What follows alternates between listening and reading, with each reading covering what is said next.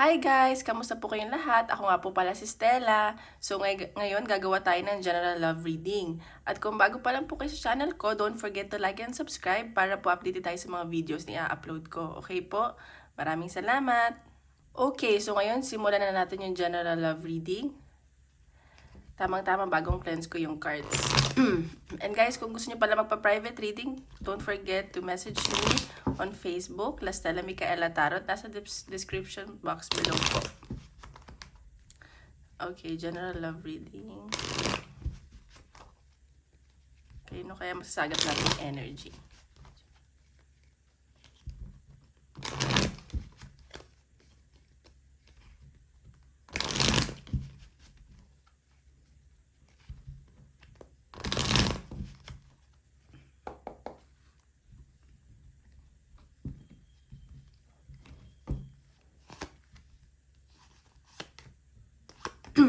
Okay. Okay. Sige. So, sa nakikita ko dito, isa sa inyo ng person mo, parang ayaw makipag-usap. May nakikita akong pagtatalo. And, yung isa sa inyo, wala din peace of mind. Parang nag-explore pa ganyan. Yung isa naman nag-overthink sa connection na to. Parang inisip niya, kinakarma na ako, kaya siguro ganito. And may nakikita akong pagsiselos tsaka insecurities tungkol din sa pera tsaka sa trabaho. Ayan, may nagmamatigas dito eh. Tsaka may paghihinala kasi ng third party. O baka nangyari na from the past. Okay? Or ano lang, hinala lang. Parang wala naman talaga, ganyan. So, tingnan natin yung energy ng person mo. Wait, nakuha natin yung cards. So, isipin mo yung person mo. Nakuha natin yung energy ng person mo.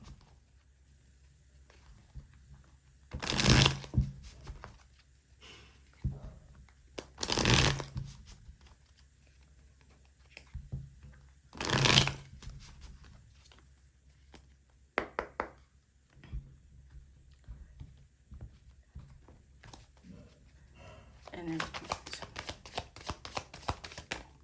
Okay. Okay. So, ngayon nakikita ko yung person mo maraming tinatago sa'yo. Or may mga kinakatakutan siya na i-reveal sa'yo. Siguro, parang baka daw magalit ka, kaya itinatago na lang niya. Basta may mga kasinungaling at takot siyang tinatago, ganyan. Bilis Okay, sa ngayon, parang may mga kinakausap siya na kaibigan. And, parang iniisip niya kung i-workout pa ba niya to, ganyan, or yung sa inyo, yung connection nyo. And nakikita ko dito, busy din to sa trabaho. Parang, nililibang niya yung sarili niya, ganyan. Parang, hindi naman gossip na masama, pero parang nangihingi siguro siya ng advice. Ayan, so, ang nakikita ko dito, parang, ang sinasabi ng person mo na hindi mo na siya pinapansin, parang, kaya nga, ayun nga, may pagtatalong nangyari, so, ayun, parang dinededma mo siya, parang iniisip niya ano ka na, parang iniisip mo na, ay, ginagamit mo na yung ulo mo kaysa yung puso mo, nagmamatigas ka ganun. Nakikita ko, parang, bahala ka dyan. Ganun yung nafe-feel niya sa'yo. Okay? So, tignan pa natin.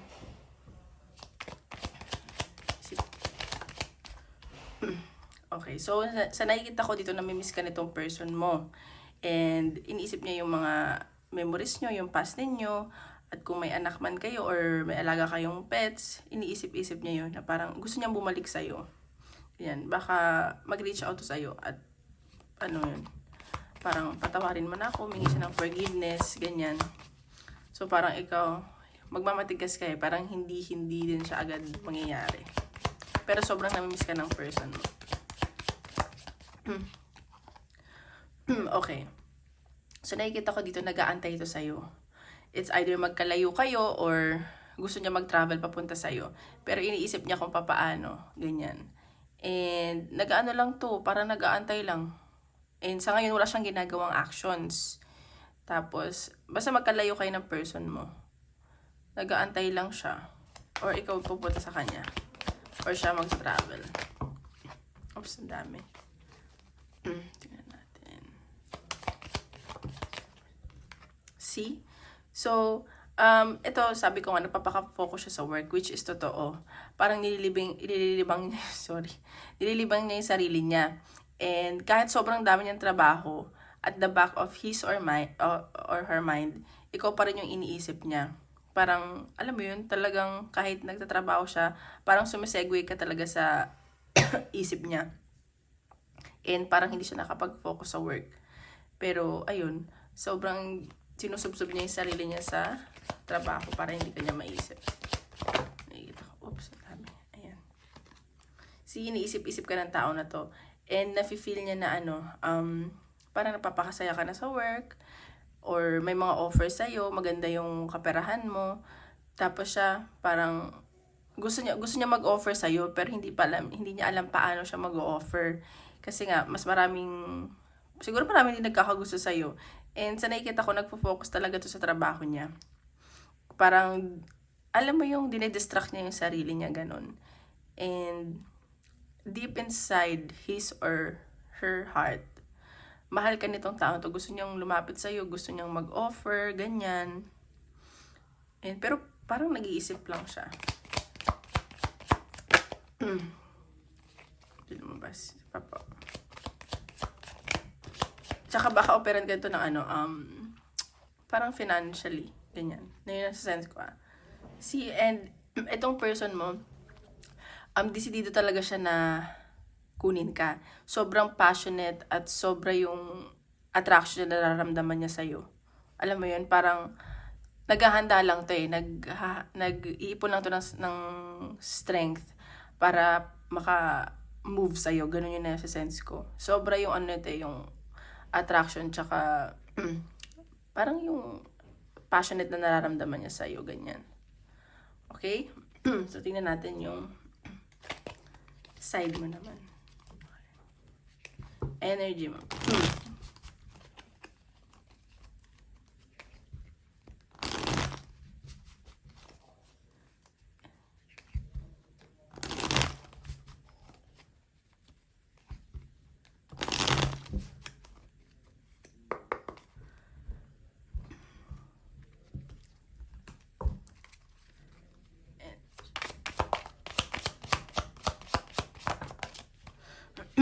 Okay, 9 of Cups. So, ikaw, nag-enjoy ka sa sarili mo.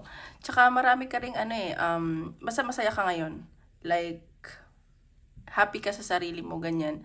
And parang sinasabi mo sa sarili mo na hindi mo siya kailangan, hindi mo kailangan ng sino man. Kasi overflowing yung blessings na dumadating sa'yo at paparating sa'yo. Okay? And sobrang okay ng energy mo ngayon. Like, you feel very blessed, beautiful. Alam mo yun, parang nasa sa'yo ngayon, nasa iyo lahat ngayon. Parang siya, dineded mo ganyan. Okay, see? So, nakikita ko dito na, marami ka rin kasing tinutulungan. So, kaya nagpapakatatag ka sa sarili mo. At parang gumagawa ka rin ng choices.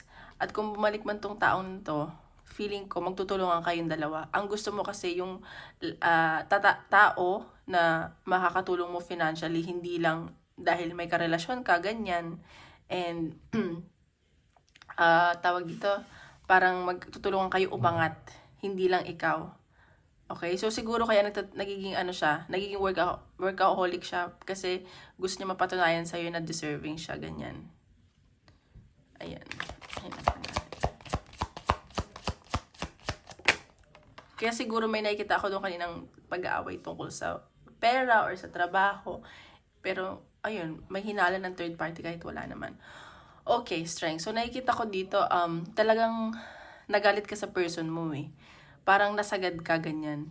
And nakapagbitaw ka ng masasakit na salita. And hindi mo rin naman gusto yun. Parang deep inside, nagsisi ka rin naman. And ayun, parang takot din sa yung person mo. Kaya siguro nag-iisip na lang siya lumapit. Kasi parang siguro kapag nilapitan kanya, bubulyawan mo lang siya, ganyan. Kasi yun yung nakikita ko. Parang, lagi mong pinaglalaban yung anong gusto mo, so sa tingin mong tama, yung parang ikaw lagi nasusunod, ganyan. Tingnan pa natin. See? Ikaw sa ngayon, fina-follow mo na lang yung intuition mo. Parang hindi ka na basta-basta sumusonggab. And pinag-iisipan mo mabuti yung mga bagay-bagay. Parang, yun yung iisip. Parang yun nga, intuition mo yung susundin mo, hindi na lang dahil pinapakita niya ganito, maganda or hindi. Basta susundin mo na lang yung sarili mo. Yung instinct ba? Woman's instinct. Yun na lang lagi yung, parang yun doon ka nagbe-base. Okay. So, ayan nga, sabi ko, parang iniisip mo din yung sarili mo ngayon. Nagiging patient ka din dito sa connection nyo. Parang mas minamahal mo yung sarili mo, tinitreat mo yung sarili mo, nagpa-pamper ka, baka nagpapaspa ka, ganyan. And deep inside, nakikita ko na siya pa rin nagpapasaya sa'yo at mahal mo tong taong to. So parang sinasabi mo, oh, time will tell na lang. Parang panahon na lang yung makakapagsabi na kung kayo talaga.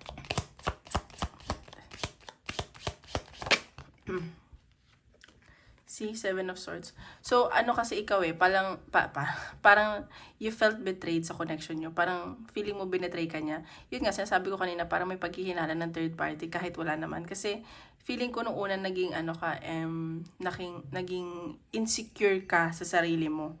So, parang, yun nga, puno ka ng pagsiselos, inggit. So, parang hindi ka naging sigurado sa sarili mo. Kaya siguro dun din nagmula yung away nyo, ganyan. Kaya siguro binabago mo na yung sarili mo. See? Alam mo sa sarili mo na siya talaga yung mahal mo. Kinikilig ka nga pag minsan may nagme-message siya, ganyan. Pero nagmamatigas ka talaga. And alam mo sa sarili mo na siya lang talaga. Kahit ilang lalaki pa or babae pa ang sa buhay mo dumating, siya lang talaga. Tsaka marami din naman nag-o-offer sa'yo, pero parang hindi mo pinapansin kasi yung nararamdaman ay para sa person mo. Ayan, so ikaw parang yun nga, sasabi ko, inaayos mo yung sarili mo para din sa sarili mo, and nakikita ka din ng person mo na like mapapangasawa niya, and ikaw gusto mo na rin mag-asawa, and iniisip-isip mo na kailangan magbago ka na para, alam mo yun, para mas okay pumasok sa relasyon. Hindi laging selos, inggit. Kasi kung feeling ko hinihil mo din yung sarili mo, kung hindi ka healed, may hirapan ka talaga pumasok sa relasyon. Ayun. Parang, basta inaayos mo yung sarili mo. Ayan. So, ikaw, nagpo-focus ka din sa work mo. Talagang, gusto mo din naman to i-workout na connection nyo. Pero sabi mo, ayun, time will tell. Ayan, baka mabuo rin yung family nyo. Ayan. Para magiging masaya ka. Din kayo, mag-uusap din kayo na ito. May new beginning ako na nakikita para sa inyong dalawa. And, i-work out nyo to, and also financially. Parang gusto mo kasi ngayon, hindi lang love Sa relasyon, hindi naman talaga nakakain ng pagmamahal. Alam mo yun? So, ayun ang nakikita ko. Parang magiging masipag kayo. Okay? So, tingnan natin anong possible na gustong sabihin sa'yo ng person mo. Possible na message sa'yo ng person mo.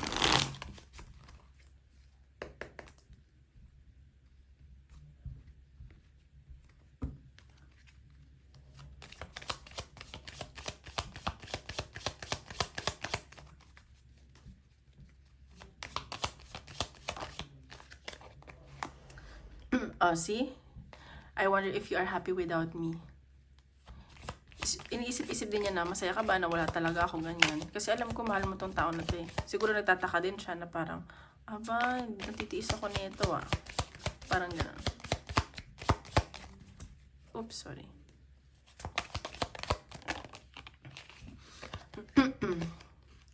I want to feel that way again, see? So, gusto din niya talaga ng new beginning sa inyo. And gusto niya din i-work out to. Gusto niyang maramdaman ulit kung saan kayo nagsimula, paano kayo nagsimula, ganyan. O, see, mag-aantay lang to ng sign from you. Sabi ko nga sa'yo, nag-iisip-isip lang to Kung hindi wala siyang makikitang sign na parang gusto mo pa, wala yan. See, I bury myself in work to forget you. Tulad ng sabi ko kanina, kahit sobrang dami ng pinaggagawa niya sa trabaho, pumapasok ka pa rin sa isip niyan. Okay, try natin tignan yung outcome. Try lang natin yan.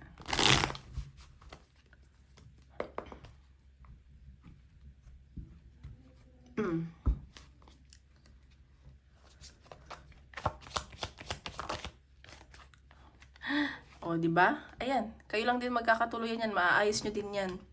Mahal nyo isa't isa Baka naaano lang kayo ng pride ngayon, alam mo yun. Parang Siguro sa sobrang dami ng inyong pinagdaanan. See, mag-o-offer yan sa'yo ulit. Antay ka lang. Babalik din yan. Magpapapogi points, ganyan. Ganyan nakikita ko. See? Hay, nako. Ayan o, ang ganda. The Wheel of Fortune.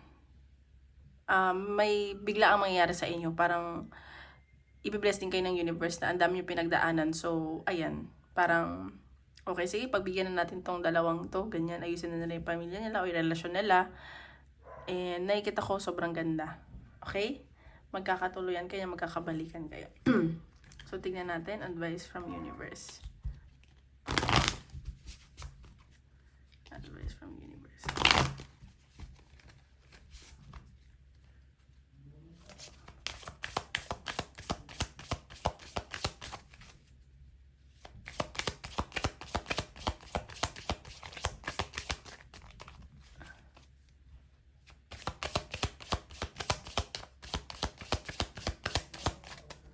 Advice from universe.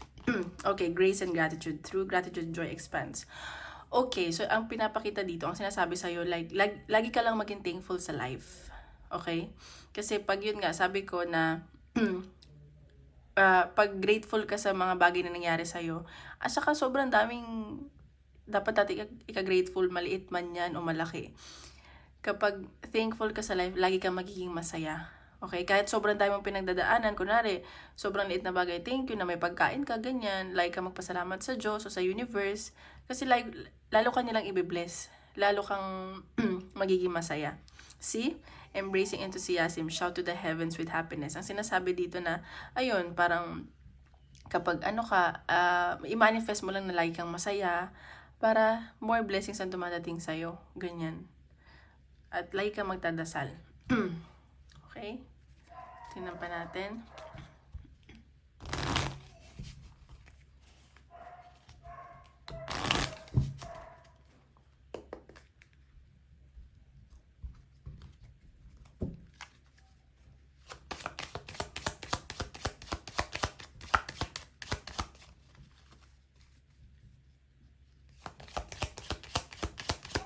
Advice yun.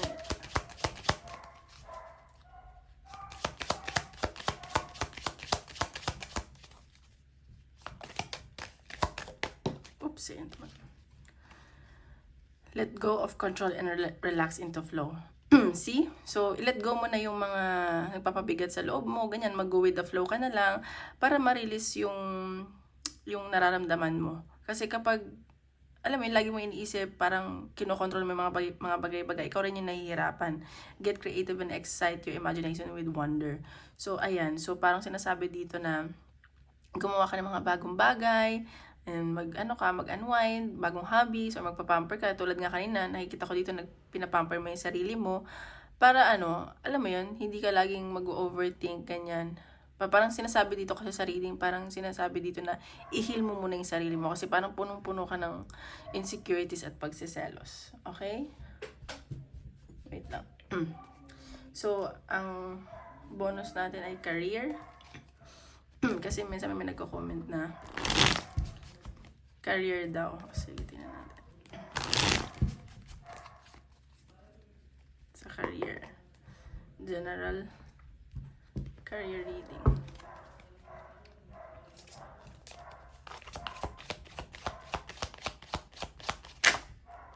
Okay. Ayan, sa career mo naman, huwag ka mag-alala kasi lahat ng dedication at paghihirap mo ay kumbaga may positive outcome. Like, magkakaroon ka din ng blessing. Like, alam mo yun, mag-focus ka lang and nakikita ko naman na committed ka sa trabaho mo. Parang, wag ka daw mag-alala. Saka, ang nakikita ko dito yung trabaho mo parang sa talent mo, ganyan. Maging patient ka, work hard, mag-work hard ka lang daw at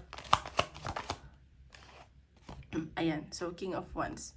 And nakikita ko dito na sa career, sobrang optimistic mo. And parang ano ka, maswerte ka sa business. Or kung wala ka mang business, nakikita ko dito na parang gusto mo mag-business. And kung mag-business ka, that's good kasi parang papatok siya kasi alam mo yun, parang ikaw yung mismo nag-aano sa business mo. Gusto mo talaga siya eh. Alam mo yun? Like, dun ka talaga, ikaw nakakapag-ano ng oras mo. Ganyan. So, ayan, baka kung gusto mo mag-business, magbo-boom daw siya. At kung hindi man to sa business, mag-excel ka daw dyan as who you are, ganyan. So, ayan, sudden change. May nakikita akong sudden change sa career mo. And parang, hindi ko nakikita ang negative. Parang, ano ka lang, mag-grow ka lang dito. Parang ma-awaken ka, ganyan. And, tawag dito, sobrang, parang babaguhin yung buhay mo neto, ganyan. Hindi siya, for me, hindi siya negative. So, ayun lang. So, baka nga, ayun, dapat ka mag-business, ganyan. So, tingnan pa natin. Parang yung changes na mangyayari sa career mo is, ano yun, from universe. Yun yung dapat mangyari. Uy.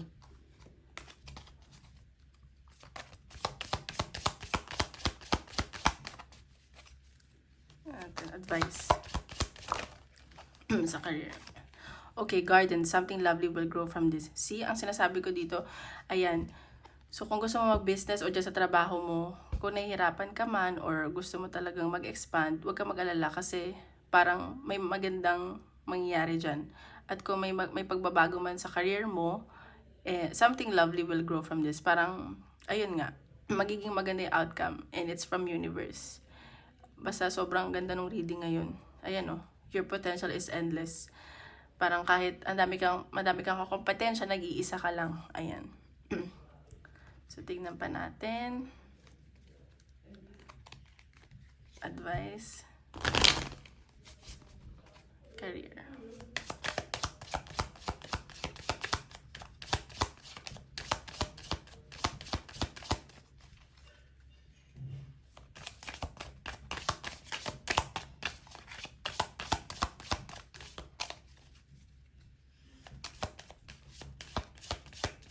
Uy! Isa lang po, spirit. Ayan. Imrama, where are you being called to journey to? Ayan, sa career to, ayan. So, ang sinasabi dito na parang tinatawag talaga ni universe kung ano yung calling mo dito sa mundo. Alam mo yun, gusto sa career, ganyan. So, kung may mangyari man changes, huwag ka mag-alala. Kasi parang para sa'yo talaga to. And it's for your own good. Yun yung nakikita ko. Break the chain.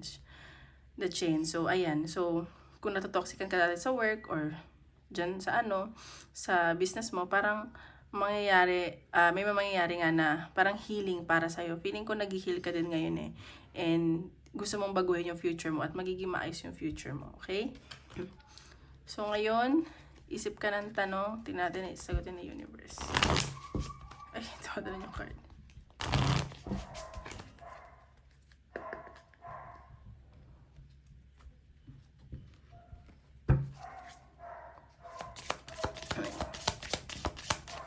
Isip ka ng tanong, tingnan natin kung ano sa'yo.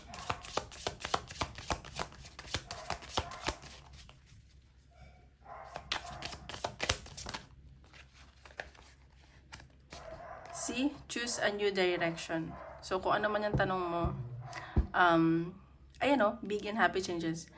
Piliin mo yung makakapagpasaya sa'yo at magiging masaya ka doon. Okay? So, ayun lang po. Maraming salamat guys. Hanggang sa muli. Thank you. Bye-bye.